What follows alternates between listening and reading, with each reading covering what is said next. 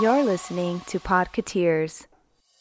Welcome to episode 411 of Podketeers. This week we talk about how we could make blue milk and how Jar Jar Binks might be like the Force. We talk about some halfway to Halloween announcements happening in the parks and the cruise lines. Maria the Cat might be the latest chapter in the Mandela Effect saga. Who is Spooky McGillicuddy and how can he help the lore of the S.E.A? Tomorrowland is getting an upgrade, and we discuss why we were a little sad about this announcement and much more. We would love to hear your thoughts on what we talk about in this episode. You can join the conversation on Instagram, Facebook, or Twitter. Just search for Podketeers if you're not yet following us, but we'd love for you to join our Discord server. Joining the community is super simple. Just head on over to podketeers.com/411 and click on the Discord logo, or you can click on the link pinned in our IG story. A very special thank you goes out to an awesome group of people known as the FGP Squad, our podcast Fairy Godparents, because it's their support via Patreon that help make these episodes of Podketeers possible. As part of the FGP Squad family, you get some additional perks like exclusive discount codes for Podketeers gear, additional content like the Podketeers After Show, and access to our happy hour calls, just to name a few. For more info on how you can become part of the FGP Squad family, we invite you to check out podketeers.com/FGP. And as always, a super special thank you goes out to the FGP Squad for their continued support. Well, I am going to go get myself a warm beverage and hopefully some rest because I'm still recovering. So if this is your first time hanging with us, welcome. We hope that you enjoyed the episode and that you come back for more. And of course, if you've been hanging with us for a while, welcome back, friends. Here is episode 411 of Podketeers.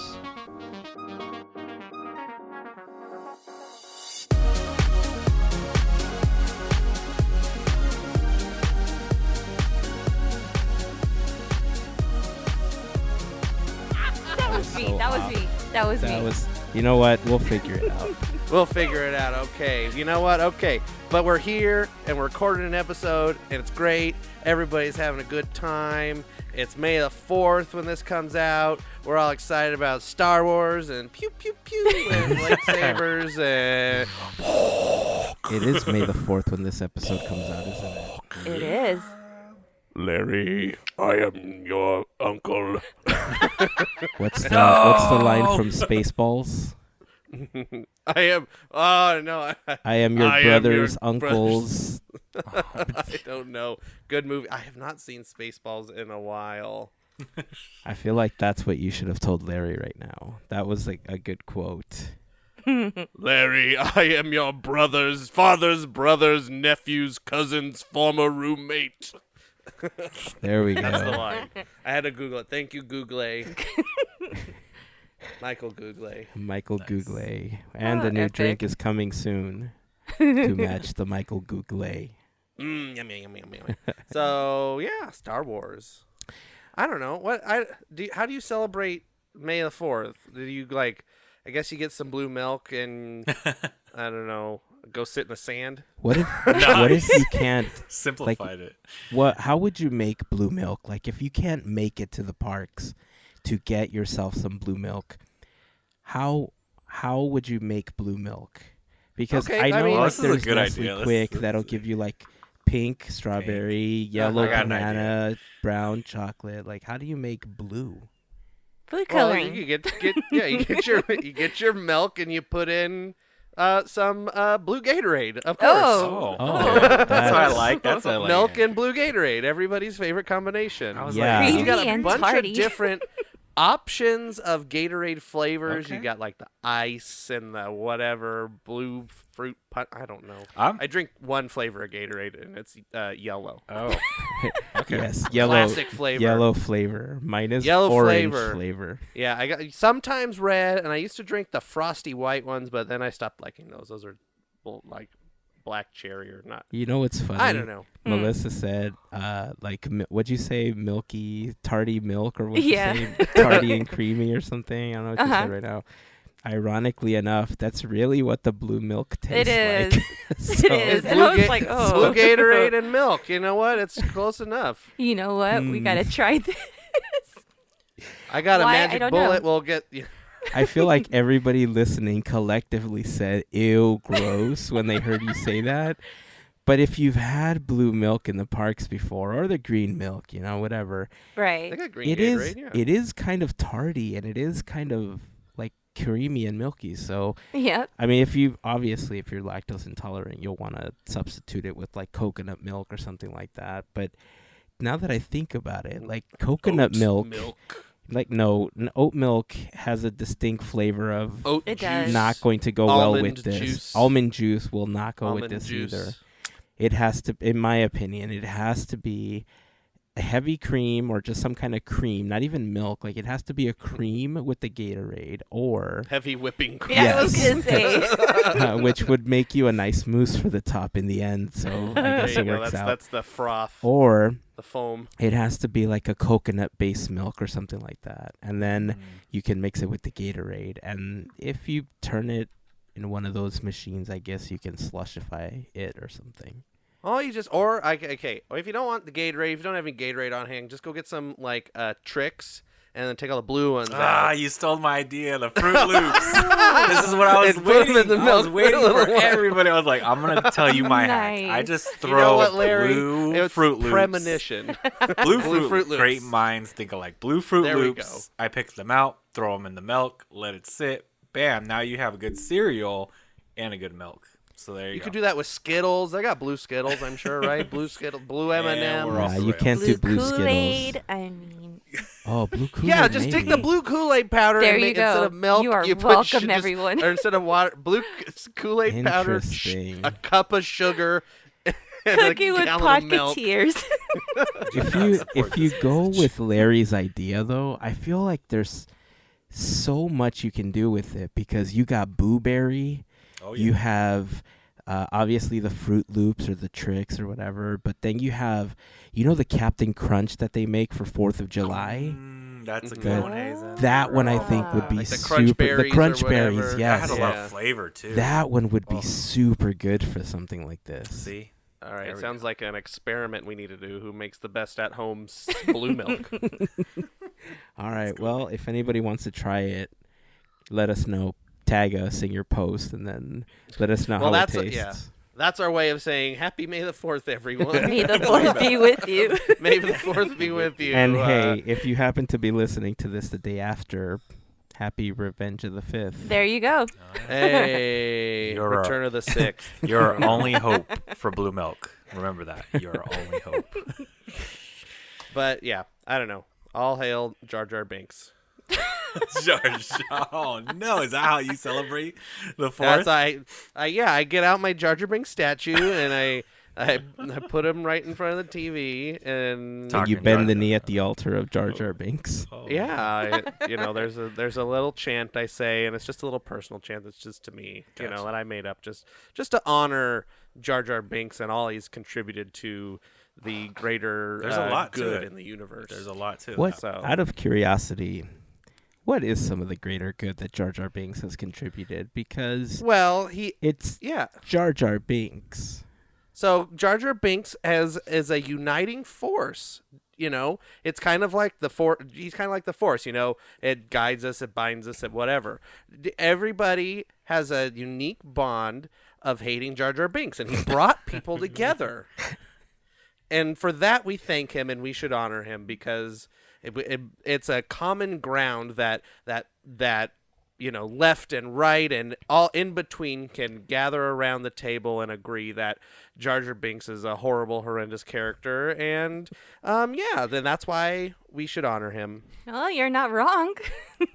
I mean, on the real though, is there anybody that you know that genuinely likes Jar Jar Binks? Not No. personally. I mean, I'm not like the staunchest like Jar Jar Binks like hater, but I see Star Wars as more of just like an entertaining thing. So I'm like, yay, there's these characters and they're bouncing around and he's funny and it's slapstick and whatever. But you can also see how maybe that could have been done a little more gracefully. Misa see that now. No. I don't have nothing Oh man, that was a You good have one. nothing. Were you trying to do a Speak Jar up, Jar speak Binks? up. No, I wasn't. I don't have nothing against. I'm just like you. I don't have anything against him. If we're gonna go on the real though, like you're going, Hazen, it's one of the very first characters I remember that has. It's a CGI character in a Star Wars movie that has interactions with a live actor, because that really hadn't happened in any of the prior movies. Like they had a lot of like stop animation, and they had different types of animatronics they used, and small like CGI renderings when it came to like the fights with the X-wings and whatnot. But that was like the first full-on character that had like its own CGI interactions. But I know it just wasn't great. Let's put it like that. So that's where I give it the benefit of the doubt for the technological jump, I guess, in that for Star Wars.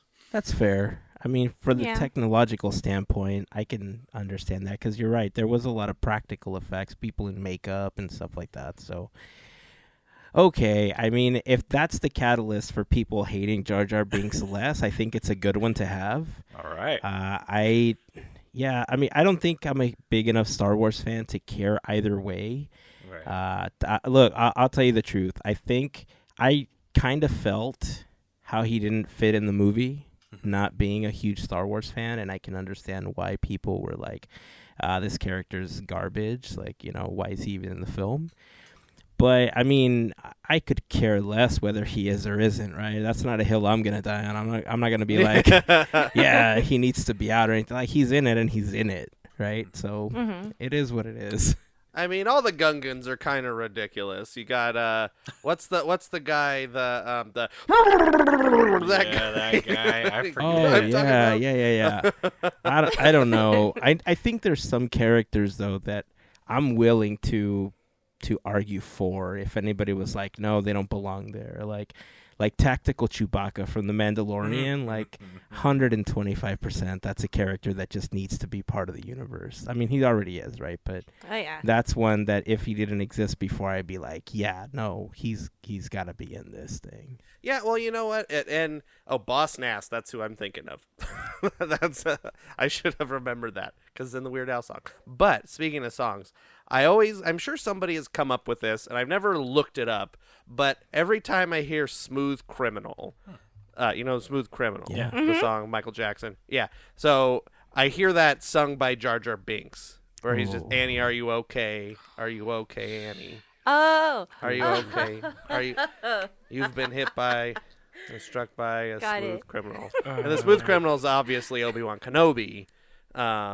It's if Jar Jar Binks was on, on the lava dealio, and he's watching him fight, and he's melting, and he's, Annie, are you okay? Yeah, that's what goes into my head every time I hear that song. Well, not that I hear it very often, but I think How you've dare you do ruined that, that song son. for many people. The king of pop. you're welcome, everybody.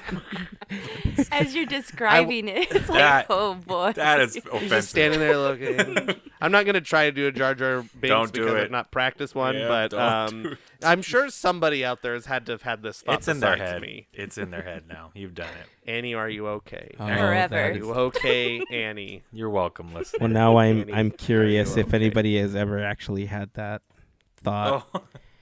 That's good. Did anybody ever? I don't know. But I don't even want to get into it because it's going to ruin the song for me more. So I think we need to move on from this part of it. There, we'll reset with that. But May moving the on, I fourth don't be know with you. what Halloween. It's halfway to Halloween, or it was. It was. That's an easy transition. There's Jar Jar Binks Halloween costumes, and I'm talking about Halloween. We're talking about halfway to Halloween. There you go. There's your Yeah. transition. And talking Nice. about costumes. Pretty costumes. Costumes, yeah, costumes. They got, what are these new costumes, Melissa? I think you shared the new Mickey and Minnie costumes, right? You saw those? Yeah, I saw it and I'm like, I am personally loving one of them. But yeah, Mickey comes in like a he's like a pumpkin. Pumpkin Kinda spice thing. latte. Yeah, pretty much pre-made. Pumpkin pie? The pre-made version of it with suspenders. He's kind of cute, but these costumes are meant to look like they're handmade, which is actually really, really cool. So, but Minnie is a kitty cat, and it's like she's adorable. Usually she's a Well, witch. that's a little opposite of Yeah. a mouse. It is. That's It is. I didn't think about that. I was like, cat ears. I mean, the weird thing about that is that Figaro is her pet, or no, Figaro is Mickey's, right? No, No, hers. Figaro's Pluto hers. is Mickey. Pluto's Yeah. Mickey's. Yeah. Figaro's hers. Yes. Who does Marie belong to? From the Aristocats? Yeah, doesn't she appear in mini cartoons as well? What? Maybe I'm don't know. remembering it wrong. There's a No, bird I think in the new, like in the newer cartoons. There's like some little bird. I want to say no. Gosh, I want to say you're correct though with the Daisy. Oh, maybe it I is think with Daisy. I think Daisy either has a kitten that's like her or something. But you're. I want to say you're right. Dang, gotta look this up. Yeah, I feel like this is a Google thing again, but Yep. I feel like at one point I remember seeing Marie associated with Minnie in a cartoon. I don't know. Maybe this is one of those Mandela effect things where Mandela. now that we're in a different multiverse plane, that I'm remembering things differently. But if Could be. I'm gonna let's do the TikTok thing. Do you guys remember this? And then I'm supposed to be pointing at a picture of Marie, right? Nobody can see this because it's audio. But do you guys remember this cat? Do you remember when it was associated or when it was Minnie's pet? Nobody remembers it. I'm the only one on this plane that remembers that. I'm trying to. Maybe.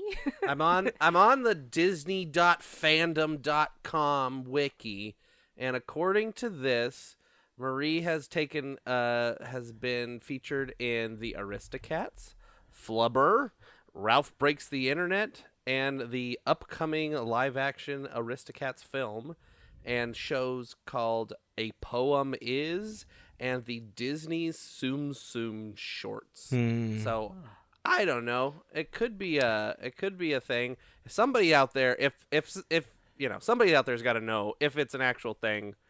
Somebody tell us, because it sounds right. I mean, it's just kind of like, it's like Figaro, where they're just like, hey, and Angel as well, right? The fish. Yeah. Like they're just Cleo? kind of like around. Cleo, thank you. I don't know all the characters. That's okay. Yeah. Or maybe I'm was Figaro? I'm wondering if I ever saw Figaro in bows, like got dressed up somehow. I don't know. Again, total Mandela effect. I'm remembering this wrong at this point, so I think we need That's to move okay. on, because now I'm That's going to start a okay, whole but- bunch of conspiracy theories Oh no. about So- Figaro and how Marie are actually the same cat, because nobody's ever seen them in the same place at the same time. Dun, dun, dun. Exactly. So Minnie is a cat and Mickey Mouse is a pumpkin spice latte. Is that what A you pre-made. Yes. said? Or pre-made pumpkin spice latte? Mm-hmm. Is that true? He's a cup of coffee, or are you like being facetious? He's just like a pumpkin. He's the pumpkin, so it's pre-made. He's the pumpkin. Oh, he's Oh. like the pre-pumpkin spice right. latte. He's the Exactly. Just before. there. I see what you're saying. I'm getting all messed up. This is why I shouldn't talk so much. But the ones that I was excited about was the ones on the cruise line. The Minnie, Daisy, and Clarabelle are dressed up as the Sanderson sisters, which I thought was silly. it's adorable. It's like wait. Ugh. It's Minnie is obviously Winifred. Daisy is Sarah, and Clarabelle is Mary. Mary. And did you I'm- notice Clarabelle's lips are painted to look like Mary has like that? the crooked? Yes. Yeah. I didn't notice that. I'm looking And at Minnie the has picture the right like now. the little heart like lips, the little tiny lips. Yeah. Yeah, they all Like, have like their. yeah. That's pretty cool. Yes. Oh yeah, I'm looking at it right now too. Oh, that's funny. Mm-hmm. I didn't even notice that. They're gonna have wigs. Oh, this looks so cool. It makes you want to take a cruise, but not Right. really. I don't know how I feel about the ocean. Yeah, that's a. Just bigger wait for videos. situation. Just what if they had a cruise, but you just stayed on land? I'd be okay with that. I don't know about this. Maybe if they themed this land cruise to like Star Wars or something. Here we go. And Here we then go. you couldn't see outside. That would be pretty cool. Maybe they should try something like that. Maybe. I think you're onto something. Yeah, for I think they should It's try out something there. like that. And then you could take like a field trip like to like one of the parks or something. They could put the land cruise like near a theme park. That would be kind of cool. It would be. Did you see that they're doing the pumpkin tree in the atrium? Like in the lobby of the cruise ship for Halloween? Oh no, I didn't see that. Like That's like like part of the article, Ray, right? was it Ray Bradbury? Yeah, The Halloween tree. I don't think it's like. I mean, it doesn't look, at least from the concept art, it doesn't look like the one in Tomorrowland, which It looks or Frontierland? Frontierland rather. For those of you listening, when it comes to around Halloween time, one of the trees in Frontierland gets decorated with a bunch of little pumpkin lights and stuff, and that's an homage to Ray Bradbury and Ray Bradbury's Halloween tree. This one, it looks like a much, I don't want to say spookier. It's got a big old face on it. It looks like a much more there's a cartoony face tree. on it. But it does have a bunch of carved pumpkins that are hanging big. from it. The concept art had a much more Fantasia-looking face on it, and what we ended up getting was Toontown. Oh, I see. I see. Well, I wonder if that tree, the concept art tree, because are you on the Disney Parks blog? I was looking at that, yeah. Post. Yeah, so I wonder if that's the old version of the tree, and then this is the new version of the tree, because those are the old costumes and everything. It could have been combined just so that they had something to post. They're like, this is like an idea, because that one has like a lady's face, like the tree is like Medusa or something. Which So, I kind of who like it, to knows? be honest. Well, you got to put sunglasses on that Medusa. You don't want to walk by and then can't move all of a sudden. Yeah, put sunglasses on the Medusa. But then you'll be like Winifred. But yeah, and then I mean, the Halloween stuff is they announced so much stuff like I don't know, Halloween party's coming back, obviously, Boogie Boogie Bash coming back.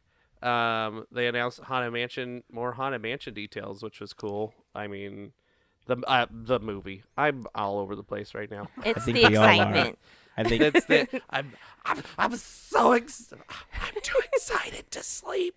it's funny. There's all those weeks that we keep wondering, like, oh, well, what was announced this week? Like, we don't know, like, what to talk about, what to recap. And, there's certain weeks where we just have so many things that we're excited about. We don't even know where to start. And I feel like this was one of those weeks where just, like, we got every day I felt like there was a new announcement. So let's actually talk about Haunted Mansion for a second, because I saw the new logo. And they gave us a little bit of backstory about or a little bit of the plot, right, Andrew? That was Yeah. So here I will try and read it verbatim, without screwing it up, but no promises.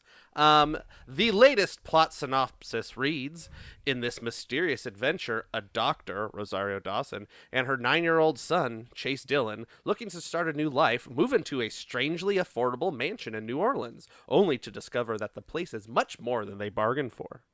Desperate for help, they contact a priest, Owen Wilson, who in turn enlists the aid of a widowed scientist turned failed paranormal expert, Lakeith Stanfield, a French Quarter psychic, Tiffany Haddish, and a crotchety historian, Danny DeVito.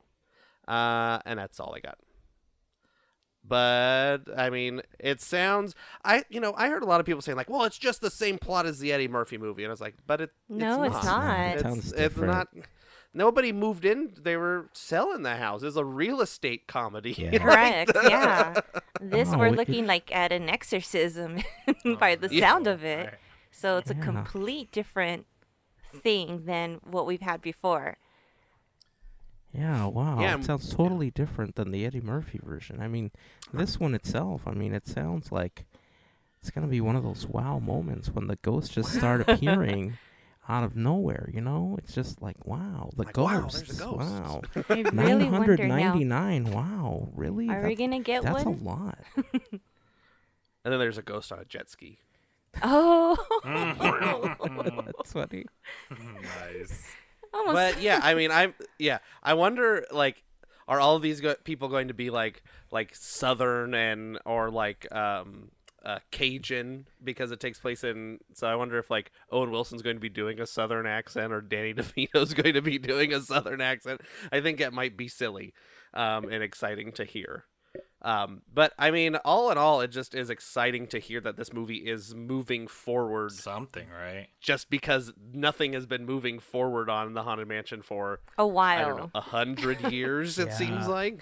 Yeah. A while. When was the first announcement by Guillermo del Toro? Like 2015, D23? It was at a D23, right? Yeah. It was. Yeah. Whew. Woo. And we're all excited. Yeah, we got a logo, and they gave us the logo. Then they're like, just kidding. Yeah. Like, You know what, though? I'm happy that it's coming. Maybe he'll do Haunted Mansion 2 or 3. I don't know. At this point, I would just be happy if they got this one through the gate. Yeah. No, we got to do 4 No Haunted pun Mansions. Haunted Mansion Cinematic I Universe. thought you said Cinnamon Haunted Mansion for a Book second. of Book of Fox Ghost. That's the Thanksgiving. That's the Thanksgiving one, and then there's the Peppermint Haunted Mansion for Christmas, and then there's the You know what? turmeric. I don't know. Turmeric one. Like- Just remember that turmeric is no good unless you mix it with black pepper so that it can activate properly. Anyhow, like no joke, I started thinking. Hazen's cooking corner. Well, I mean, we were talking about cooking earlier Yeah. with the blue milk. Why not bring this into? Sure. I love Cajun food. So, anybody else think It's Cajun and then immediately Cajun, think bro. Gambit, or is that just me? Oh no, that I think I could see that. Ray from Oh yeah, Princess and the yeah, Frog. Ray too. Yeah.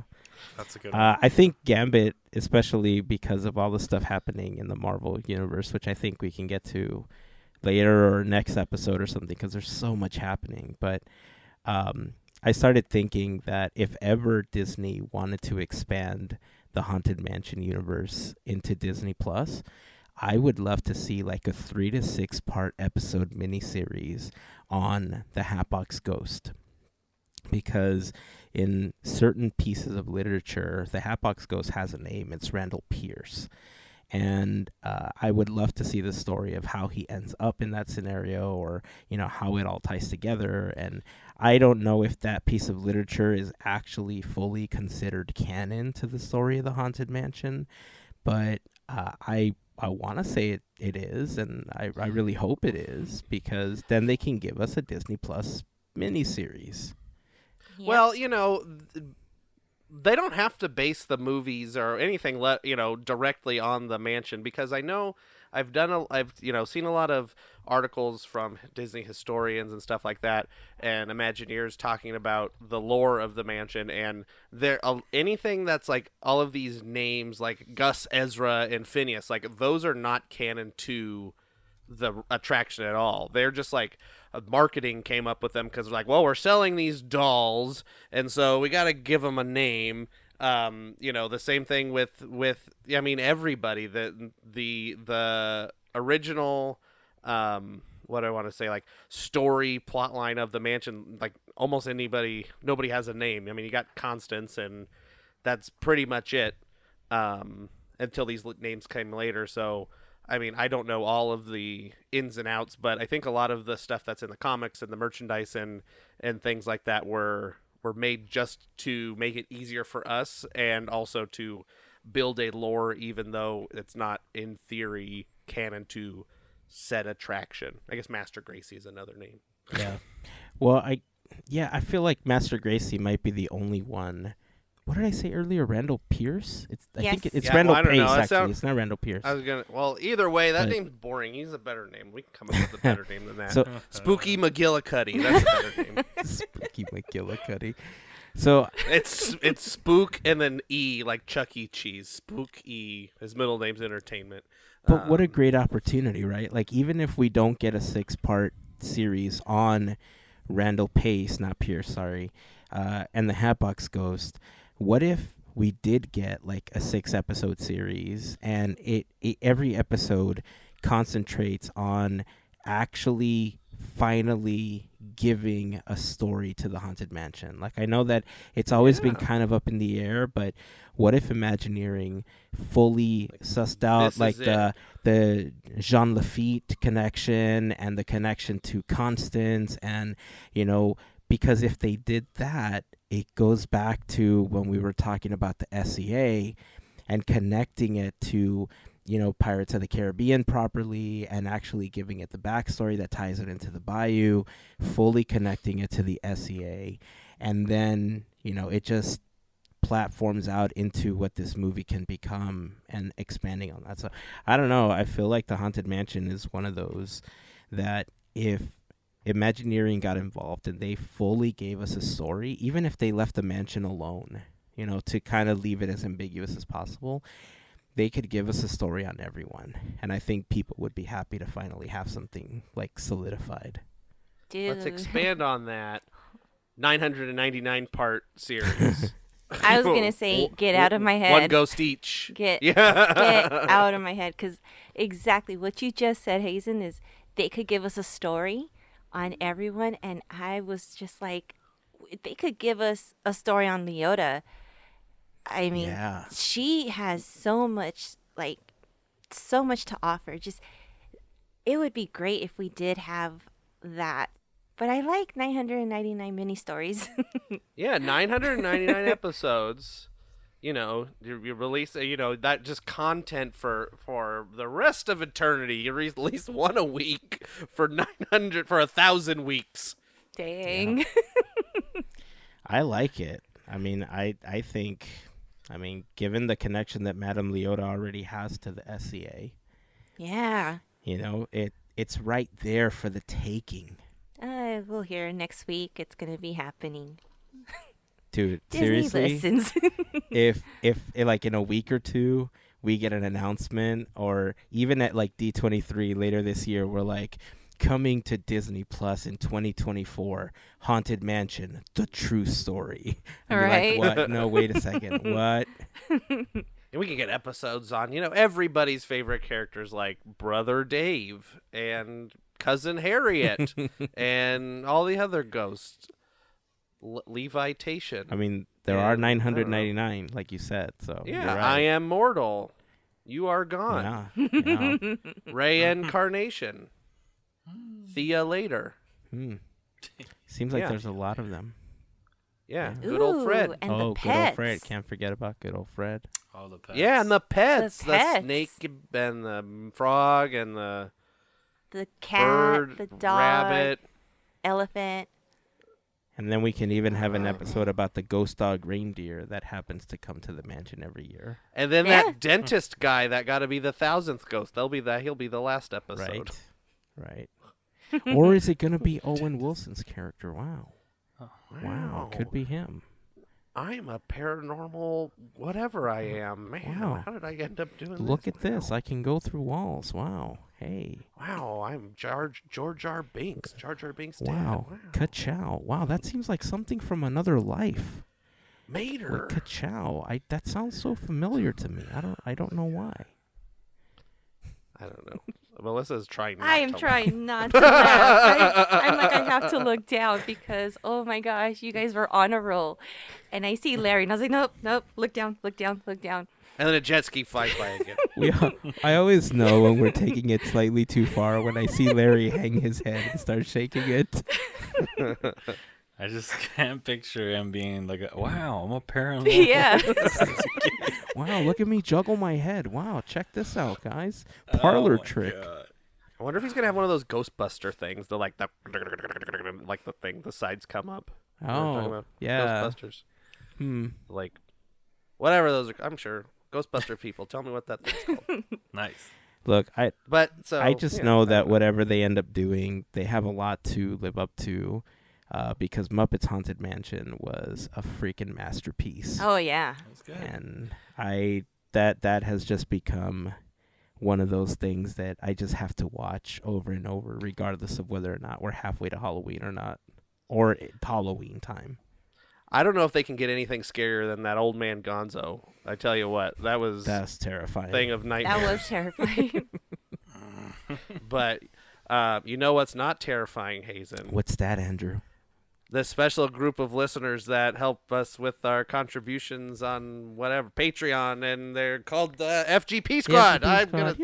I'm gonna try and do this again. I did it once before and I screwed it up, but I'm gonna try and do All right, it. let's see. So let's see. So the FGP Squad are a special group of listeners that help us with a monthly contribution to help us keep the show running. Via? You can be via Patreon. That's right, Patreon, patreon.com/Podketeers, or you can go to podketeers.com/FGP. You can sign up there, and if you sign up, you can give us a little bit of moolah, and in return, you get some extra content. You can be part of our FGP happy hour call. There's the Podketeers after show. Sometimes Hazen makes some cool stuff and he'll just mail it to you. You can get a special section on access to a special section on our Discord. So if you want more information, you can go to Podketeers, I can talk.com/FGP, or you can follow us on Instagram, send us a message over there. And if you want to join our Discord, you can go to the pinned link at the top of the page. There you can find a link to Discord, and you can join us over there with lots of conversation and good old fun times, and talk with some fun people over there like Albert and Adriana, Miguel, Adriana, Heather, Heather. all kinds of people. Anita. I'm bad at remembering names. I talk to them all the time. Jill. Drew. There you go. I see Andrew, Melissa, Larry, Hazen, all those cool cats. So yeah, you want to come help us out? Go be an FGP. Oh, it's FGP, but they're the Fairy Godparents. They call themselves the FGP. So there you go. I did the thing. What did I miss? You got it, ladies and gentlemen. You did Andrew. Cue the cheers, dude. That was awesome. You nailed it. Yeah. Yeah, Wow. I'm gonna. You know what? I'm gonna have to go listen to a bunch of back ones, so I can get Hazen word for word.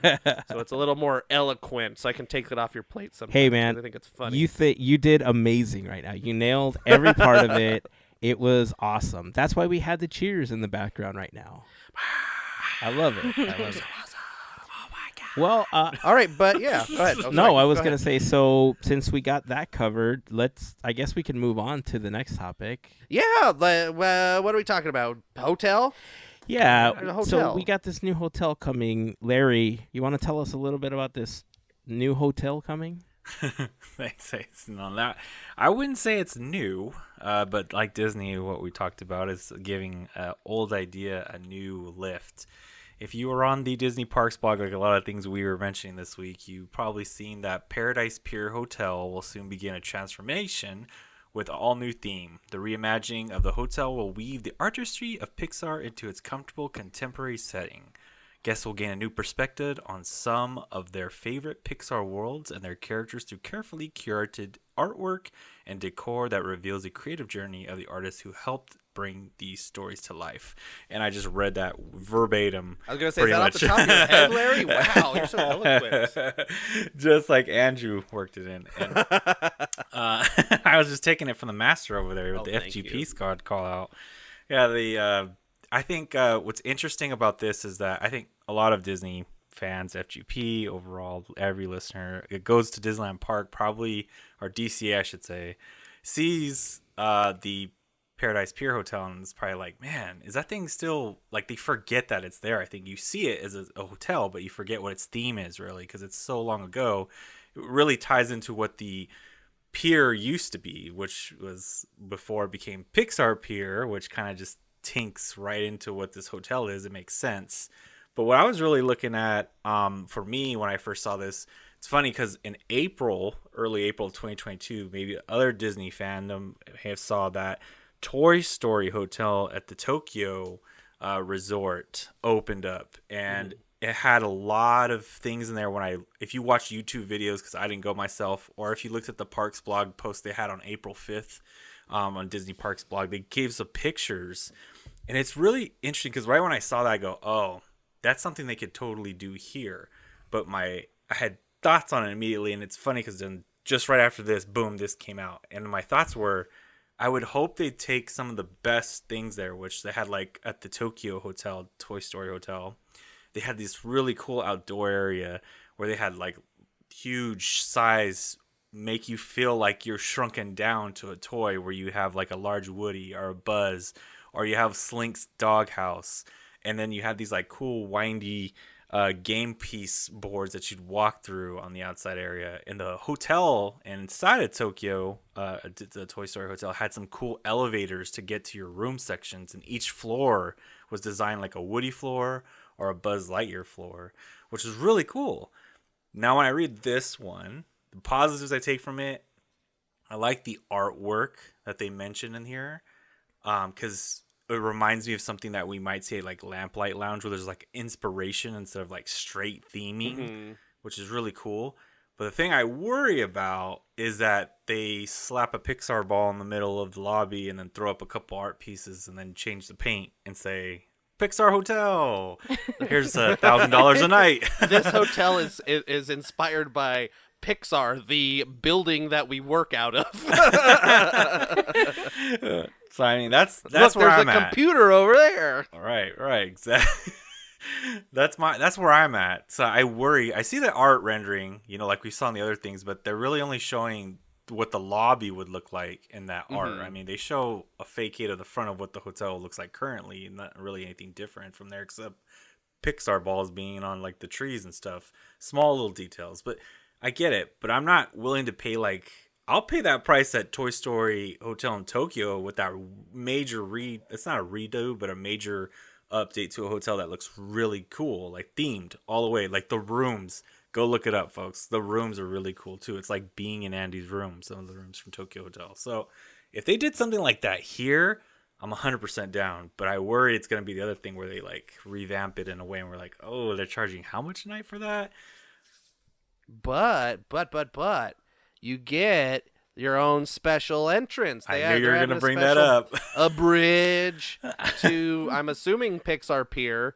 Yeah, this is kind of like, I'm assuming the first in like step in the Disneyland Forward thing where they're trying to expand over to the hotel area. So we'll be, getting our first kind of glimpse at what that kind of bridge may look like. Is it going to be a bridge, a tunnel? I don't know. I think they said bridge. But yeah, that's kind of exciting because it's really you can really only do this at Disneyland. I mean, in the United States anyways. Like the Florida parks, the hotels are so far away. Yeah. I mean, even there's the hotel that's next to Epcot, but it's like a walk. You have the International Gateway that you can kind of get to, but it's a trek where like Grand California, it's like, oh, hey, down the lobby, boop, there's the park. Hello. Oh, yeah. I mean, this is still a decent, couple 100 feet, but it's not, anything drastic because it's just basically crossing the street and you're in the back part of the Pixar Pier. So that's kind of exciting to see what that might bring us. I think there was something that I was reading that said that the new gate was going to be closer to like Goofy's Sky School, and that you were going to enter directly behind like Corn Dog Castle or something like that. Oh, okay. Oh, interesting, because there is like a weird kind of dead end, like right to the right of Corn Dog Castle. There's just kind of like a nothing corner, I think. That is Hazen, you're on it. I don't know if you ever heard. Like right there. Maybe. Yeah, that was a secret entrance back in the day for Paradise like Pier. Isn't that where the big sunglass dinosaur was? Yeah. Yeah. Yep, exactly. Yep. I'm kind of excited to see McDonald's. this. Yeah. Like, it's been a clash since Pixar Pier opened, so it'll look cohesive, and I want to see what they could do. I mean, I hear you, Larry. I don't want it to be like paint the end, and it's like no. I slap a sticker on it. Yeah, I think they're gonna go all out. I really do. I mean, I hope. Considering it's Pixar, you can't just do Pixar and have it be technically boring. So you have to have, it has to be playful. It has to be inviting. So I hope, I really do. So I'm like, when I heard this, I'm like, finally, because finally I get to sleep in the good dinosaur room. Yeah, exactly. That's exactly what I've been wanting sleep with to. Arlo. Yes. How did you know? How dare you, sir? Hey, I have a soft All spot the other for Arlo, so let's. memorable have- characters. in I have The a Good stuffed Dinosaur. animal Arlo. So Yeah, there I'm you a go. huge fan of The Good Dinosaur. I know that people are not a fan of that film, but it's high up in the Pixar pantheon for me. Okay, fine. We'll get to sleep in the Cars 2 room. Or Cars with, 4. Now, with No, whoever. Sorry, Gavin. Spy Now car you're and just This was the trolling. moment when you guys really need to drop that line you've been dropping Wow, earlier. wow! Look, Pixar Hotel. Can't- Wow, hey. On my own room. Arlo, you saying? sticker. I'm on a sticker. Wow, Arlo. Hey, wow, what a room. It, And then The- Mike Wazowski room. yeah, I guess the entrance. Oh my gosh. I was just thinking about it right now. I guess the entrance makes sense because on the other side, you really can't because they have the parade entrance, right? They store the Mhm, and floats the back whole- there and everything. Yeah. The whole Right. grill and everything Yeah. is there. So I just thought of a crazy idea when you said Mike Wazowski. Can you imagine a theme room where you open the closet and then there's a monster in there, like an image or That something? would be awesome. That would Wouldn't that be awesome. so cool? Like inside of Pixar. I just gave him an idea. Great. Or Let's go. let's build on that idea. What if you open the door and you walk in and it's like a 180 screen, right? And so whenever okay. like every time you open it, It's, you're like in the Himalayas or you're like in a Yes, different keeps world changing. A and you see magic different door. characters. Yeah. Yeah, you see different Oh. characters from the Monsters universe. that'd be cool. I like that. Mm. All right, I like Disney. that. Seriously, if that one comes to it's women. fruition, that's a break us off some idea. It's like you open the door and it's like, welcome to the Himalayas. And then the AC turns on. Oh, yes, it smells like lemon That'd be snow pretty cool. cones. Oh Yeah. man, now we're going all in. Dude, that'd be so cool. Lemon pledge. Yeah, this the hotel is I get where you're coming from because when you think about some of the stuff that they did with the Pixar hotel and then when you think about what they did in Paris with the New York hotel for Marvel, I mean those are unique experiences and not to be confused with the Galactic Star Cruiser because that's a totally different thing, right? Like these are Sorry, I just put a cough drop in my mouth, and I'm fearing that as I'm talking, it's gonna come sliding towards the microphone. Right So out. I'm gonna try to keep it at bay as I'm speaking. But, like when you think about the hotels, you have like the New York hotel, very unique experience. It's themed to Marvel, to Spider-Man in particular. So you are in an actual hotel, right? Pixar, same thing. Like all of these hotels are hotel rooms, whereas the Galactic Star Cruiser is a full-blown experience where you are Experience, becoming a part of that world versus giving you aspects of it.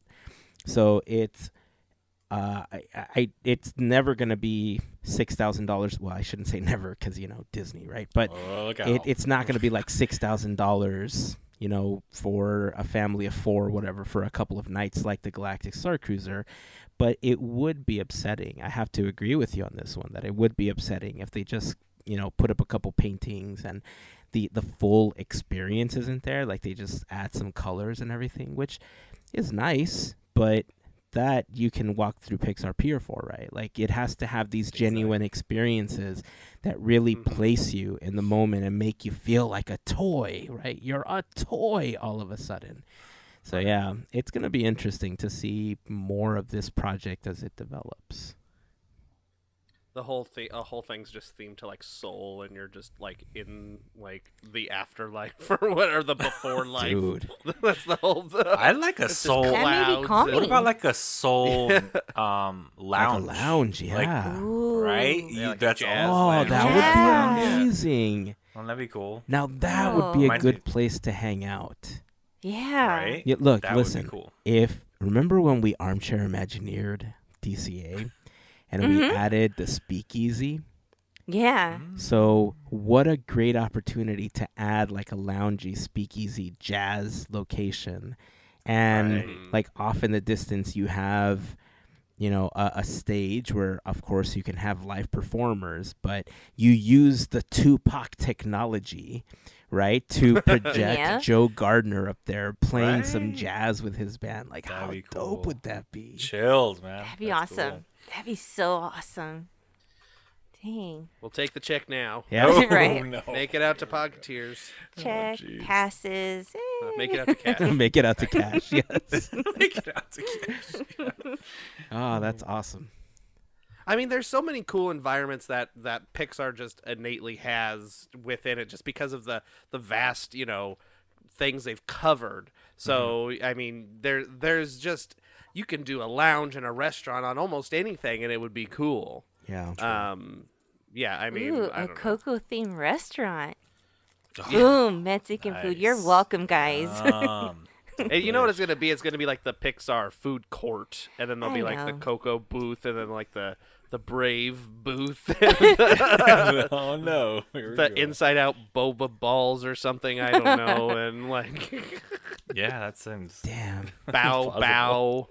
Oh, Bao restaurant. Well, I guess they do have Bao Mm. at Yeah, they have Adventure Tropical Hideaway. Yeah. Yeah, and they are That's a good. bit- Have we talked about Those how are good they good. are? Those are delish.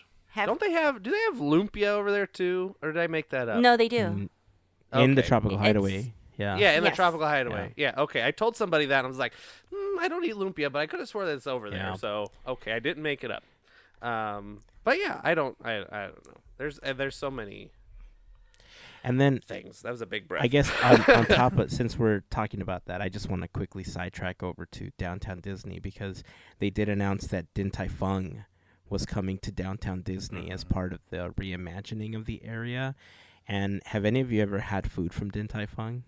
No. Haven't. So they That's the are first time I saw it. dumplings. They are like Ooh. a restaurant that specializes in soup dumplings and noodles, and there's quite a few locations. The closest one to us is in Arcadia at the Santa Anita Mall, right next to the racetrack.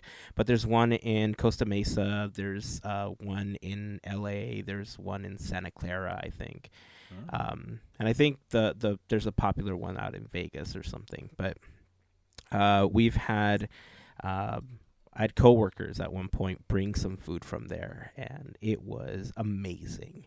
Like they're like nice big like good sized dumplings, and you could do pickups or you can eat at the restaurant. They're about $6-7 for a good size amount of food. So if you have never had it, I definitely recommend it. Knowing that it's coming to Downtown Disney, though, that place is going to be packed. I Yeah. go to one of the other locations if you don't care about the location that it's in. I mean, obviously, if you care about, like, flexing the Instagram post that you're at Din Tai Fung at Downtown Disney, then do it. Wait the 6 hours to get in. But if you just care about the food and you just want a really good culinary experience, just go to one of the other locations. It's the same food, and you'll probably be seated faster. It's not even there yet, but I'm already predicting that that's going to be like a super long just wait. line out the door all the way around. I'm okay with that as long as I could finally go into Salt and Straw and just get ice cream and not Oh, have to wait a wow. long line. I'm Yeah. good. Wait a while. I Well, welcome it. They also announced that they're adding. I think they're I don't know if they're changing the menu or if they are just changing the restaurant that is Catal and Uva Bar. Mm-hmm. That's changing to Mexican cuisine, Oh. according to this other post I read. And then they also said that they're going to be making changes to the Ralph Brennan's Jazz Kitchen menu. Oh, right. Oh, Well, the whole wow. location is too- changing, right? I don't know. It just said there are changes coming, Yeah. and I think it was something to do with the menu to make it more appealing to people like Andrew who are very picky. I think that might be what it is, but I'm not so sure. Yeah, I want to say that there was some kind of concept art of them changing what the location looks like as well as part of changing up the menu and all that stuff as Mhm. well. Yeah, I'm trying to. Oh yes, there is a. It looks like there's a new. It's the facelift. Yeah. It's looking more modern. Oh, okay. I found this also. So the Uva Bar will be be called Paseo. Paseo and Oh, okay. Centrico. I'm butchering this. Paseo You did it right. and Centrico. That is the words. Anyway, that's what Uva Bar is going to be. And then, yes, the Ralph Brennan's Jazz Kitchen is getting a facelift. And the lingo they use, it says, we're working with Ralph Brennan's Jazz Kitchen to finalize an evolution that incorporates vibrant California energy and a fresh approach to the menu, while staying true to the heart of New Orleans for the guest favorite location. Did you happen to notice the design aesthetic though for Ralph Brennan, and then looking back at some of the concept art for Downtown Disney? Yeah. Like boring? Well, it's very strategic to look like Cotino. So if you remember when we talked about the new development that's coming to Rancho Mirage, there is supposed to be like a Downtown Disney style area as part of Cotino. And if you look at the aesthetic and the architectural style that they're using for Cotino, it's very similar to the direction that they're taking Downtown Disney. So I wouldn't be surprised if they start to redo things in Florida to look the same way, so that they all give you the same vibe and they all make you feel like you are at Downtown Disney regardless of which property you happen to be on. Wow. At boring Downtown Disney, I'm going to call it, it's beige. Everything's beige and white and glass. I don't know. I kind of like the Ralph Brennan's. I've never even eaten at Ralph Brennan's, and that's like got all the wrought iron, and it looks like, New Orleans Square. Like it's it, fun. right? Yeah. It feels like it, yeah. And then now it's like, it looks like, I don't know, Starbucks in the mall. Like, I mean, look. that's just like everything. It's a unifying theme, and I get it, I guess. But I don't know how that blends in well with the Grand Californian that's like above everything. They're like, okay, here's this, arts and crafts giant hotel. It's all brown and green. I'm sure that'll change and then too. No.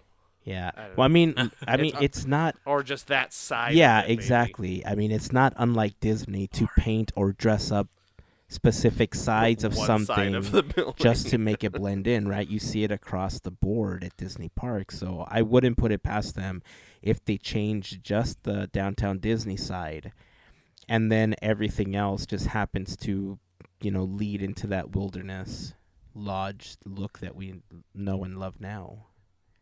Here's my opinion. I've already said it. It looks boring. I'm just going to say it.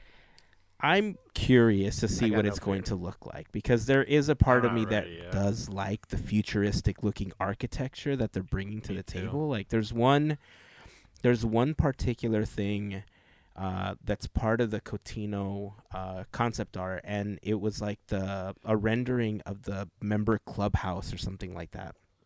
And it looks like all disky and like futuristic. It's like the mid-century modern is what they I keep love saying. It. Like but that in particular, that design I really love. But like I said, I think they're just building into the cohesiveness so that you feel like you are in the same spot regardless of where you are. Well, and also makes it easier for them if, say, Ralph Brennan's Jazz Kitchen wants to leave, that it's not already themed to New Orleans, and then they have to do a whole big thing. They can just plop any old thing in there and be like, okay, this is the aesthetic, slap your sign up there, and you do the inside kind of thing. It's they've already started when they knocked down House of Blues and put in Splitsville. That's kind of the same aesthetic they're going for. That's kind of, everything's boxy and glass, and they say mid-century modern, but some of like the stages and stuff that they show in this Downtown Disney concept art do have that mid-century modern feel with the discs and the weird holes in things and stuff like that. But the Jazz Kitchen one in particular looks like a Starbucks. Yeah. It is going to be a shame to lose that big neon. Like, I love neon signs, and I don't remember seeing the big neon sign as part of the rendering for the new facade.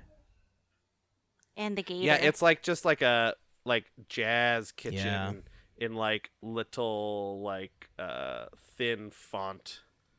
I'll take it. If they don't want it anymore, I'll take it. I'll put it in the backyard. And it's not even called it's not even called Ralph Brennan's Jazz Kitchen. It's just called Jazz Kitchen. Well, like you said, if Ralph Brennan ever leaves, they can continue and just say that it's a New Orleans thing. And that would be a shame, because I don't think I'm the first one to say that the beignets from Ralph Brennan are far superior than the ones inside of New Orleans Square. So, do they currently have the Yeah. to-go window for beignets right now? Because in this concept art, they have a beignets express. Yeah, they do. They have a pickup okay. for it, yeah. Okay. Except it's called beignets expressed with a D, and I don't know how I feel about that either. This has just got me all kinds of feelings. Interesting. I hadn't Some noticed that good, part some of it. bad. You didn't notice that I have feelings No, about it? that or they added a there's D beignet to thing? it. Oh, yeah, expressed. Like I don't know. I could say something gross, and I'm not going to. But anyway, I don't know. Things are changing, Did we- obviously. Yeah, I mean, it did become a big topic of conversation, I want to say probably 2 weeks ago, because Anaheim PD had put up that tweet that Disney had to come out and say, like, no, they're not really confirming Disneyland Forward, because they tweeted something about, like, with the expansion of Disney and the Honda Center, like, growing. We're hiring. Yeah, we're hiring like, or something. basically. And everybody's all like, yes, Disneyland Forward, confirmed. Well, because they put Disneyland Forward in parentheses in their tweet, and everybody, like, had a, like, clot or something. I don't know. They're like, Disneyland Forward, we're going to get a ride, and they're going to this. And, yeah, it was, there was, Tina, my wife, sent me, like, a TikTok of some guy like, okay, listen here right now. Okay, Disneyland Forward just confirmed that. I feel like I know who she's talking about. Yeah. The funny look, honestly, can I just not skip over this part that I've never heard it put this way before, but the fact that you said it's like they had a clot, and like I've never heard something expressed that way. Now I feel like I need to use that in my everyday life. There you go. You express excitement by saying, like, I don't know, they had a clot. They had a clot. They I was so excited they threw a clot. That's funny. Anyway, yeah. So stuff's happening. Pixar Hotel looks interesting. Yeah. There's going to be a bridge. Bridge. But something I do like, if we want to move on, something I do like the aesthetic of is this new Space Mountain. Yeah, let's talk a little bit about that, because I have mixed feelings about this announcement here. Is it mixed feelings because you're mad that we're not Oh getting yeah. it? You're- Okay, yeah, that's the right feeling to have. yeah. Yeah. Oh, poor Tomorrowland. But the basics of it, if you haven't heard about it, Tokyo Disneyland is getting a big Tomorrowland refresh. They're just going to, from the literature we're seeing, it looks like they're just going to knock down Space Mountain and redo the whole thing. Like, that's going to be a whole new ride. I mean, assuming similar to Space Mountain, but it's going to be, let's see, a quote from Kathleen Davis. It's not only a whole new ride experience, but the story has also has so much emotion. Through the queue and then on the ride, we see our connection to our planet and gain new perspective for how special it is in the universe. It's a roller coaster with both thrill and heart. So we're gonna have a change, and it's kind of exciting. It's the first time a Space Mountain has been knocked down. Yeah. Yeah, The way you say that's good. definitely. And then this hurts because it looks like it's inspired by Tron. And what's the one thing we've been asking and talking, and we've been talking about it for a while. When are we gonna get this? When will we see this? And I guess Tokyo needs it first. And it's like, well, I thought it was inspired by a cupcake, but that's just me. Looks a lot like a cupcake, or maybe a cinnamon roll or something. really? You don't my see like the graves. blues? It's like the blues, the Yeah, grays. but look at it. It's like a pie or a cupcake or something. There's like the thing, and then the frosting swirls up But right it's in the it's center. it's futuristic looking though. Future it's, cupcake. Yeah. Well, okay. Yeah. But you, Tron cupcake. I would be fine I know with what you that. mean. I'm a Tron cupcake. Hey. It has like, I mean, if you zoom in like I'm doing right now on the thing, it does have that kind of big archway thing like the Tron coaster has. The big like glass It's like a nice something swooping. archway, swooping, a big old bridge that brings you in. I mean, lots of planters and stuff we're seeing. I'm assuming they're going to be doing some other Tomorrowland facelifts to make that match with the rest of Tomorrowland, but it's not announced. But it looks very cool. It does. It Uh, does. Even yeah. the walkways and the, like you said, the planners, everything that aesthetic is just beautiful. And Yeah. it just looks like we're ahead, I don't know, let's say 100 years from now or something. It looks great. Yeah. So I am jealous. I mean, it definitely looks futuristic as compared to what we have here, right? There's so many buildings Yeah. that make Right. up Tomorrowland that Mm-hmm. none of it really looks futuristic anymore. And I know that the wall that's as you enter Tomorrowland, we have the wall where Star Tours and Astro Blasters is, and Mhm. it's got like all the cool Mm-hmm. shapes and everything. It recently got painted and everything, and I mean, that's probably one of the most futuristic looking things about Tomorrowland, sadly. And like everything in this concept art just looks amazing. Like this Yeah. doesn't look like Tomorrowland. It looks like a World's Fair exhibit about tomorrow. You know, and Yeah. this is what you would expect, like where all of this stuff came from, like the origins of these attractions and stuff that built these lands.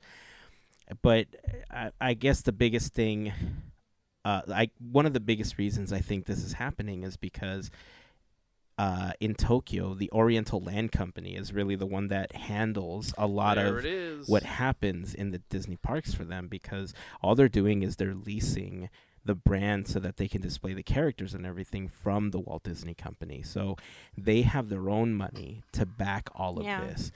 Whereas the Disney Company here, or for the other parks as well, you know, money's handled a little bit differently, and so certain things get facelifts, certain things don't, and money is ported, Thanks, Shanghai. in different Ooh, directions. taking us back. Yeah, I mean, well, Shanghai was one of the things that really began to port money away from the parks here, right? Because they really Mhm. needed more money to build up what would have become Shanghai Disney. And I mean, look, it's a gorgeous park, right? The castle Oh yeah. alone, best castle probably in my opinion in any Disney park. So I think if we could revamp Tomorrowland here, I think the bigger conversation becomes like what has to go in order to make it a better Tomorrowland. And in most cases, people are immediately going to say interventions Oh because yeah. it doesn't really house anything, Yeah. right? I know Bye, Felicia. we've had conversations about what we think could go there. We've armchair imagineered it. We've turned it into an attraction, and we've done all sorts of things to it. But then the conversation starts with, or continues with, what happens to Autopia? Has Autopia lived its lifespan, and can we move on from it? And then what happens to the Nemo subs? Because that's another attraction that I think costs Disney a lot of money and doesn't have the type of foot traffic that they would want to have, like they do for other attractions. Like the capacity isn't where it would want to be. Then the conversation, I guess, expands to what happens to the Matterhorn at that point, because the Matterhorn for a really long time has had a lot of issues, and that's why the Matterhorn goes down so frequently. And the Matterhorn was built prior to a lot of legislation that was around in Anaheim, where city ordinances wouldn't allow the height of certain things to be where the Matterhorn was. You know, there would have to be a lot of adjustments to height requirements to the roller coaster itself. You know, they'd probably have to make it a little bit higher than what it currently is because they'd have to modernize the track and the vehicles. So I don't think if the Matterhorn was ever torn down, I don't think that because of how close it is to the freeway, they would let Disney rebuild something that tall so close to the freeway. We would basically lose that entire structure. So I guess everything before that, like the Nemo subs, everything that is Fantasia Gardens, maybe where the boat rides were, but then we have to worry about the monorail track, and it becomes a whole thing, right?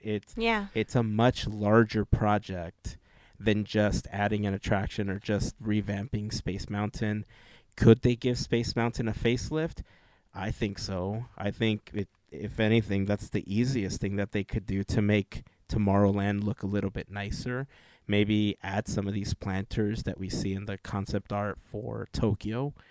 But in general, I, I'm not the only one that's upset about this. Like it just feels like Tomorrowland never gets any love. Like it just keeps getting band-aids put on it, to try to port people over there, and it's sad. It was such a prominent land, when Walt built Disneyland, that now it's just the most forgotten one in the entire park. Yeah, pretty much Are is. you trying to tell me we can't just roller coaster tycoon and pick stuff up and set I've it down? always Because you seem like the biggest proponent of just picking it up. He's and moving tried. It I've down. tried. Trust me. I've tried. Yeah. I mean, luckily, so the Matterhorn has been annexed into Fantasyland for the past, I think, 20 years or something. I don't know when they made that That's change. true. But Matterhorn is technically a Fantasyland attraction these days. I believe it started out as a Tomorrowland attraction. But yeah, I agree. It's a bigger conversation. But, I mean, in my opinion, subs. Bye. Just see you Yep. later. Autopia. Maybe upgrade or see you later. Things can be changed with Autopia to make it more futuristic and keep it if that's a big issue, or move it. That's a thing where you can repave a road. That's easy peasy. You can make an Autopia somewhere else where it's still like if you need the space where Autopia is because you're going to use the Intervention space, Autopia space, the subspace for some big attraction that encompasses the monorail and all that stuff. But yeah, the monorail's the big one. The People Mover track's another big one that is just kind of hanging out still. Hard to knock down because it's so integrated into everything in Tomorrowland. I mean, at this point, it's almost like they just need to knock everything down and start over because of how interweaved everything is in Tomorrowland, which I would be sad for, but also it might be better in the long run. I mean, they have that sweet I believe it's Shanghai, the sweet Buzz Lightyear ride they have over there. Knock this Buzz Lightyear down, put a new one up. Knock Star Tours down, put a new one up. Like, if you're going to do it, I think if they're going to do it, they're going to have to just close all of Tomorrowland for however long it takes to get it done right. Yeah. Because it's laid out strangely. I mean, it's just been hobbled together over the years, so it's not like you can just put a Band-Aid on it, like you said, like what they've been doing. There's so much that's integrated within each other that it's just gonna take closing the whole land and doing something with it. Making, if the only thing they kept was Space Mountain and gave Space Mountain a facelift, I mean, I would be sad for Star Tours and Buzz Lightyear to go, but I could, that would make for Imagineering to be able to bring us something up to date, something cooler, something even better than what's there already. I think it's the fragmentation of Tomorrowland that bothers me the most. You walk into what's supposed to be this Tomorrowland and you have Star Wars, you have Star Tours, which now we have but two. We have Galaxy's Edge, where we have a very similar attraction. And then we have Astro Blasters, which feels like it belongs on Pixar Pier, right? It belongs with the rest of the Pixar properties. And then we have the randomness of the terrace. Space Mountain is really its own thing until it becomes, like right now, this week I think they announced that they're bringing back Hyperspace Mountain, right? And honestly, of all the iterations, I've gone on record as saying that Hyperspace Mountain is probably my favorite version of it. And then probably, I'll leave it there for now. I'll have to kind of think about the other ones. But so that's cool. But then it's also a Star Wars property. And then the Interventions has been used for Superhero HQ, and then it was used for the Star Wars thing, the Path of the Force, I think is what it was called, or what was this in? No, that's the that's the theater, right? The Path of the Jedi is the theater, right? The Star Wars launch, right? Yes. Launch bay, yes. So it feels like Galaxy's Edge light in many ways, because they just kind of feel like, oh, that's a space property. Let's just throw Star Wars in there. But also Pixar Pier Light because there's Because the of Buzz and Alien, restaurant, yeah, exactly. and like it's just like whatever is close to space themed. They're like, that's tomorrow, I But guess. you see, that's the crazy thing about Tomorrowland, that if you think about it, what else are they going to default to, right? If they say, oh, well, Guardians of the Galaxy, well, they have Mission Breakout. And if you add any other Marvel space property, then why doesn't it belong on Avengers Campus? Like, why would they do that when they didn't even finish the second e-ticket on Avengers Campus yet?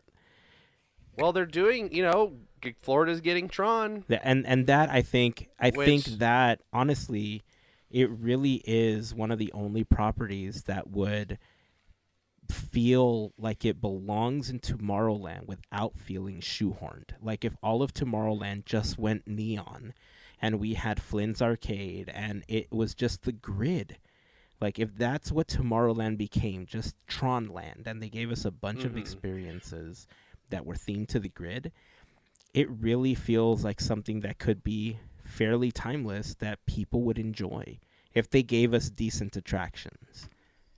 Well, also they could give us, how about an original attraction or two? Like, I know everything's got to be IP nowadays, but Imagineers, they've got those thinkers up there. They can come up with some pretty cool ideas. I'm sure they exist. I'm sure every Imagineer has their idea, their take on Tomorrowland, on how to fix Tomorrowland. And I'm sure there's a ton of original ideas in there for original attractions that aren't IP based. That would be amazing to see. And, not everything has to be tied to an IP. It's like, we get it. It's branding and da-da-da-da-da. But you look at the most successful and most popular attractions that are in Disney parks, and they tend to be the original, ideas that are not tied into any movies. Haunted Mansion, Pirates of the Caribbean, Space Mountain, Big Thunder Mountain, nothing tied in with a movie there. Yeah, you're right. So the Matterhorn, none of those are tied in with films, and they are beloved classics that people can ride over and over and over again. It's a small world, even though it's mocked. There's no It's a Small World movie, but it's a beloved attraction that, just came from somebody's mind. They're like, hey, we're just making this. There wasn't like, okay, well, we're going to take that movie and we're going to take that guy and make him the animatronic and da-da-da-da. Anyway, I'm sure there's plenty and plenty of ideas out there to give us, even if it's like we're in the spiritual theme of Tron, we're kind of getting that feel, and then maybe there's a Tron attraction, but we can still keep Space Mountain, but then there's a simulator ride through something, and there's a this and a that and the other thing, but it's not all tied in with a film, because that's the hardest thing, like you brought up, is tomorrow's always changing. Yeah. And Star Wars is not tomorrow. Star Wars is a long time ago. It says at the beginning. Like, it's not the future, even though that's what we're led to believe. So it's just a conundrum, and I can see where it's hard to figure out what's best for Tomorrowland. And, that's why they didn't do Tomorrowland in Disneyland Paris has Discovery Bay. Yeah. Instead, because they picked a Jules Verne. Like, we're doing a Jules Verne land because, you know what, it's cool. It's kind of like Tomorrow. It's got some cool ideas, but there's nothing saying we have to keep updating this and saying, okay, well, to 2020 came, well, that's where we were shooting for. Okay, we gotta start thinking 40 years down the line or whatever. I don't know. You did bring up a couple of interesting things that, some of the most beloved attractions in the parks are always the original ones, right? Like Haunted Mansion, Pirates of the Caribbean, and such. With all the talk of the S.E.A., I think I'm not a Star Trek fan, but I'm sure Star Trek fans know the four words that are infamous to, I think, their monologue: "Space, the final frontier." Right. Good job. And thank you. And it really is a front that the S.E.A. has not explored yet. And so if they came up with an original story of a new member, like the S.E.A. existed in Disney lore years before, right? We're looking at the fruits and labors of the members of the S.E.A. as we knew them from before. But what about how the S.E.A. continues into the future? Like, why not come up with a character that, like, reboots the S.E.A. in the current time and is building, like, a Stark Expo-like sort of situation, you know? And they become, like, the Tony or the Howard Stark of today, and it's just being updated with that member of the S.E.A. And so not only does it bring the S.E.A. into more of Disneyland itself, like Disneyland proper, but you're adding another character to that storyline, and you're still giving it that, like, space treatment that we would want to possibly see as part of, you know. And maybe they say, like, oh, well, I came up on something known as the grid many years ago, and these light cycles were part of how you would maneuver around the grid, and that's where the Tron coaster comes from, you know. And so I think there's a way to connect all these things where it's not necessarily, like you said, IP based or aliens or whatever, but maybe that's the direction that they have to take, where they have to create a brand new character to be the Howard Stark, like, you know, person bringing you this World's Fair Tomorrowland of technology or whatever. Even if it's, they pick a year. I mean, they pick 1964. This is the tomorrow of 1964, and everything is that aesthetic. Right. And even if it is, then you can have, like, oh, this was the member from, it's continued on and through this, and in the 50s there was this guy, and in the 60s there was this guy. It could be Howard Stark for all we know if you really wanted to, but that kind of pulls away from Avengers Campus. You can you can make a whole guy and be like, okay, well, this was, Spacey McSpacerson, and he was, friends with Neil Armstrong and all these guys, and they did this, and he was worked on the space shuttle or whatever. There's plenty of ways to go about it, and I'm sure, like I said, every Imagineer has an idea for Tomorrowland, and they just need to pick something and run with it at this point, because Tomorrowland is long in the tooth. It's a hodgepodge quilt of many colors. I don't know. I like Tomorrowland, but it's time. Definitely. This is longer than I thought we were going to end up talking about, but it's mostly because I've been ranting this whole episode. I'm good It's at been ranting. fine. It's been fun. Larry, what are your opinions on Tomorrowland? You didn't say anything. I'm sticking with the Star Wars theme, and I'm holding out hope. I think there's still a chance that we still could see they revamp the area. I just have this hunch. That's all. I don't know. I think these little things they've been doing to the walkways to expand the walkway, and then you had those cool walls they add to the Star Tours area, and then to the other side. I think people are being inspired by it. I know it looks old, and it's like putting weird panels and stuff up on older things, but I don't know. It just makes me think that the Imagineers haven't given up on it. So we're just thinking. That's my hope. Yeah, I don't think the Imagineers have given up on it at all. I think it's the let's say higher ups that think that it's going to cost too much money and return on investment and blah blah blah. Who cares? That are not wanting to do Tomorrowland, because I'm pretty sure I've heard Imagineers be vocal about Tomorrowland. Yeah. So, but I don't know. Is that a good place to wrap it up, everybody? Yeah, Mel. I think I want to go to bed. You want to wrap up your Tomorrowland thoughts so we can wrap up the episode? I'm seeing it as this. There's hope. There is. If we see that they did this to Tokyo, and you're right with the walls that we've seen, there's hope. We just got to be patient. I know I've been impatient about it, asking, but there's hope. So let's revisit this in 10 years. That's Yeah, all I can say.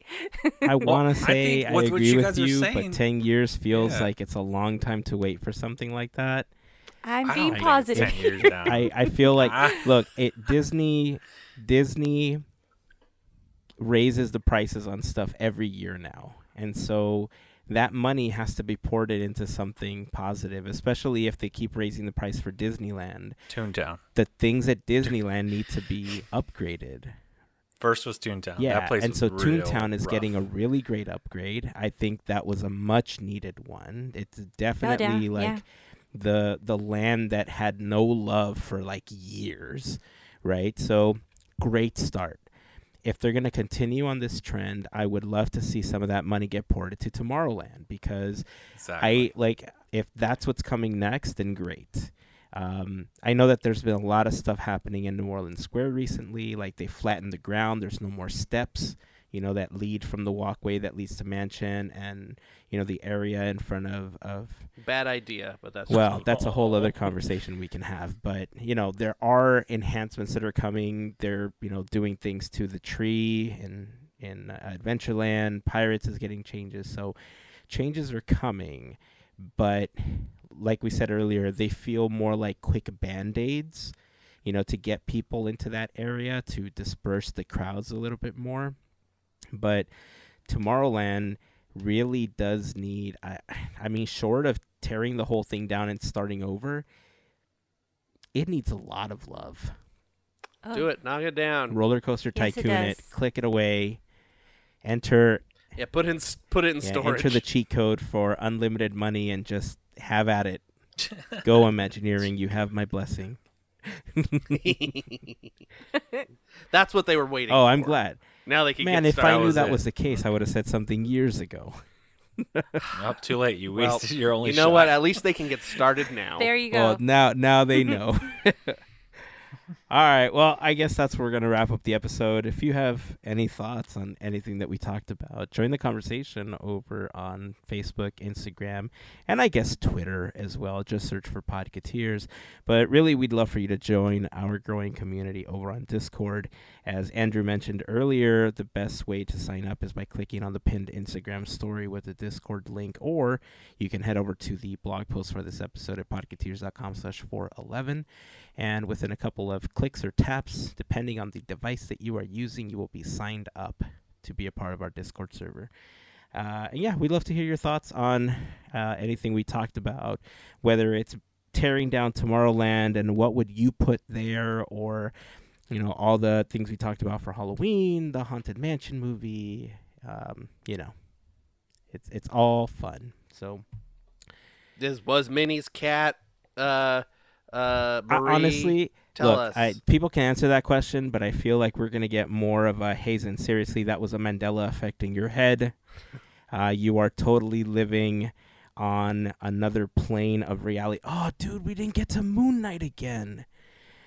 Okay, look, next week, It this doesn't sound week like is the final episode of Moon Knight, and it's going to lead directly into Doctor Strange in the Multiverse of Madness. I feel like I have so many thoughts that I guess by the time that we record again, it's not going to matter anymore because it'll be the end of Moon Knight and we'll kind of know what's coming. But just to give you a taste, I felt like by the end of Moon Knight we were going to get like a proper introduction to the Illuminati, and then the Doctor Strange trailer dropped and they're like, the Illuminati will see you now. I was like, oh, come on now, seriously. No joke. He's been talking about it. We just never had a chance to say it on So mic. So I honestly, I feel vindicated, obviously, because there were all the things that were leading up to it, and Charles Xavier, a member of the Illuminati, and everything that's coming. But really, the connection for me is how I feel like they can still bring in the X-Men using this same story, using the Illuminati. There's certain things that are said in the show. Like in this last episode, there was something about there's many planes of subconsciousness, and then they talk directly about the astral plane from Black Panther. And so we had talked about the connection before, And once you start talking about the connection of some of the Egyptian gods and how they connect to the Marvel universe, and how when certain Egyptian gods died, we ended up getting demons for the first time, which one of them just happened to be Mephisto. And who was involved in the killing of some of those? Moon Knight in the comics. And there were other entities that look like they're appearing in Multiverse of Man. And so it's like this whole thing where eventually we could get like Scarlet Witch versus the Phoenix, and obviously the Phoenix, better known as Jean Grey in the X-Men comic. There's this whole thing, like I've been like, it's all been in my head for like the last few weeks watching Moon Knight, and who knows, by the time that we record the next episode, they're going to be like, oh, here's the introduction of the X-Men. They were on this other plane, and now the multiverse just brought them all in. Congratulations, Moon Knight. I was like, oh, great. Thank you for that. I couldn't do it right now. Appreciate it. Yeah, get really up in there. Yeah, I couldn't. There's no way I could do that right now. Everybody's subwoofers in their cars. So anyway, that's it. I went too long. I should have said all of that earlier. Time to end the episode. Oh, Captain Carter. Yes, there's so much. Oh, what if? Yellow wheelchair. That's Charles Xavier. I know. I'm just saying. All right. Well, it's not like a wheelchair. It's like a floaty chair. Yeah, it is a floaty chair. And it's the one from the cartoon X-Men. And he's wearing a green suit. Whoa, green suit! From the cartoon X-Men, which makes sense. That's coming to Disney Plus very soon. And so if that's... look, we're getting Gambit back if that's the case, right? So I don't know. There's so much to talk about. I feel like that could be an entire episode all on its own. It could be like a month of episodes, you know? It is. So anyway, before I keep talking and rambling, I just got so excited about all the connections that began to happen. So for another day, I guess. I guess so. Until next time, keep dreaming, keep moving forward, and always remember to pass on the magic. Have a fantastic week, everyone. Bye. See ya. These aren't the droids you're looking for.